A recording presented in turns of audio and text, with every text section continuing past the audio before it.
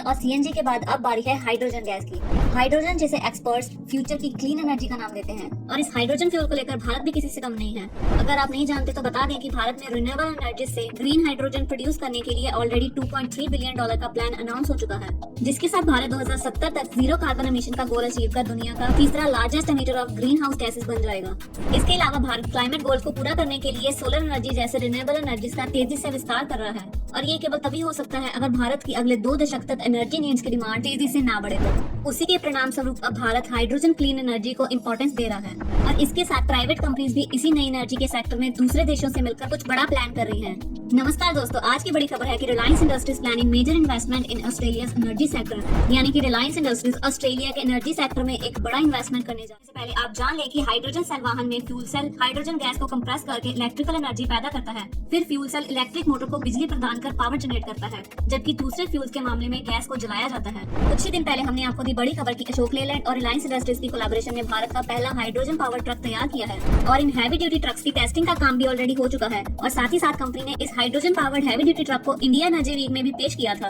आपको बता दें कि हाइड्रोजन पावर ट्रक का इंजन डीजल ट्रक से 3 गुना ज्यादा पावरफुल तो होता ही है, साथ ही साथ ये व्हीकल्स कोई भी टेल पाइप एमिशंस भी नहीं करते और रिलायंस द्वारा बनाए ये हाइड्रोजन ट्रक्स बहुत ही जल्द ऑस्ट्रेलिया की सड़कों पर दौड़ते नजर आएंगे। आपको बता दें कि ऑस्ट्रेलिया की गवर्नमेंट भी हाइड्रोजन एनर्जी को लेकर काफी बड़े प्लान्स कर रही है, इसीलिए अब रिलायंस भी ऑस्ट्रेलिया को इस प्रोजेक्ट के लिए चूज कर रही है। रिलायंस कंपनी अब ग्रीन हाइड्रोजन और अमोनिया प्लांट वेस्टर्न ऑस्ट्रेलिया में सेटअप करने का प्लान कर रही है और इसके लिए रिलायंस ने ऑलरेडी हायरिंग भी शुरू कर दी है। आपको बता दें कि स्टील, सीमेंट और ऑयल रिफाइनिंग जैसी बड़ी इंडस्ट्रीज में जहां दूसरे रिन्यूएबल सोर्सेज जैसे कि सोलर और विंड एनर्जी काम नहीं आ सकते, वहां ग्रीन हाइड्रोजन क्लीन एनर्जी के रूप में एक बहुत ही अच्छा विकल्प है। और वेस्टर्न ऑस्ट्रेलिया में जहां नया प्लांट सेटअप का प्लान बन रहा है, उसकी गवर्नमेंट का टारगेट है कि 2030 तक हाइड्रोजन $2 पर केजी के हिसाब से बिकने लगेगी और साथ ही वहां 10 साल में 100 गीगावाट और 2040 तक 200 गीगावाट की हाइड्रोजन रिन्यूएबल एनर्जी प्रोड्यूस करने का प्लान है, जिसके लिए और भी बहुत सारी कंपनीज एक्टिवली प्रोजेक्ट्स में जुड़ने लगी हैं। और खुशी की बात तो ये है कि ऐसे विदेशी आधुनिक तकनीक और प्लान्स में अब भारत भी अपनी साझेदारी निभा रहा है। जापान की जानी मानी कार मैन्युफैक्चरर टोयोटा की मिराई हाइड्रोजन फ्यूल्ड इंजन से सड़कों पर भागती है।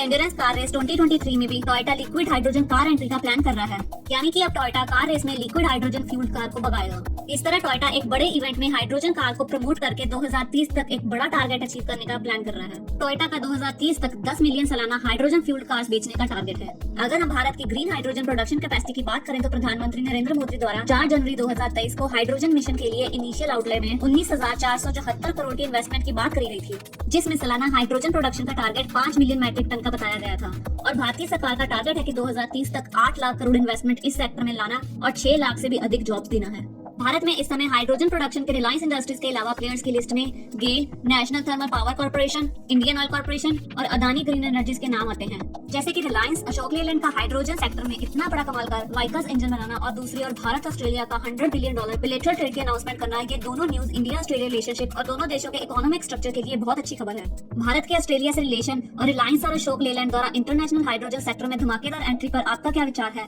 हमारे साथ अपने विचार जरूर साझा करें और कमेंट सेक्शन में लिखें और वीडियो अच्छी लगी हो तो लाइक जरूर कर दें। जय हिंद, धन्यवाद।